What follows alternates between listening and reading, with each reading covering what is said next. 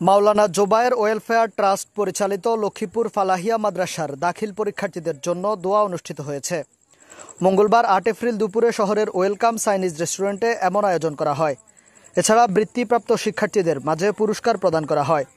অনুষ্ঠানে ফালাহিয়া মাদ্রাসার চেয়ারম্যান মাওলানা জোবায়ের হোসাইনের সভাপতিত্বে প্রধান অতিথি হিসেবে উপস্থিত ছিলেন সোশ্যাল ইসলামী ব্যাংকের অ্যাসিস্ট্যান্ট ভাইস প্রেসিডেন্ট ও লক্ষ্মীপুর শাখা ম্যানেজার মোহাম্মদ আব্দুল শহীদ। প্রধান বক্তা হিসেবে ছিলেন উপজেলা মাধ্যমিক শিক্ষা অফিসার মোহাম্মদ দিদার হোসেন।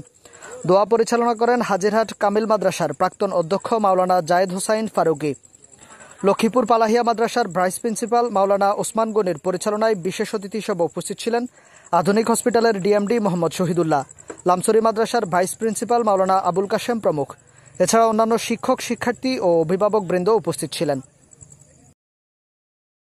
অভিভাবকদের মধ্যে একটা ধারণা কাজ করছে, তাই অভিভাবকদের যে সন্তানটা একটু পিছিয়ে আছে বা কোনো কারণে সে একটু দুষ্ট, সেই সন্তানগুলোকে কিন্তু বেশিরভাগ ক্ষেত্রে মাদ্রাসায় দেওয়া হয় আমাদের গ্রাম অঞ্চলে।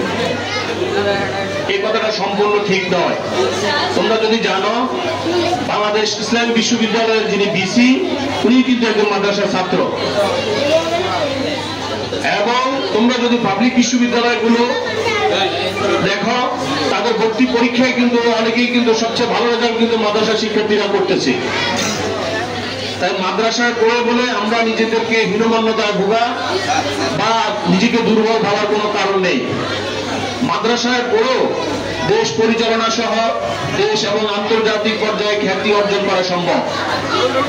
তাই আমি যারা এবার পরীক্ষা দিবে তাদের উদ্দেশ্যে আমি বলবো, তোমরা মানুষের শিক্ষার্থীদের এতদিন পড়াশোনা করে সার্টিফিকেট অর্জন করতে হয় এরকম আর কোনো ডিগ্রি নেই।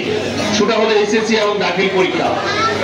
বিশেষ করে যেদিন থেকে আমরা সর্বর্ণ ব্যঞ্জন বর্ণ শিখেছি, সেই দিন থেকে কিন্তু আমাদের উদ্দেশ্য থাকে আমি দাখিলে হোক এসএসসিতে হোক আমি একটা ভালো রেজাল্ট করবো।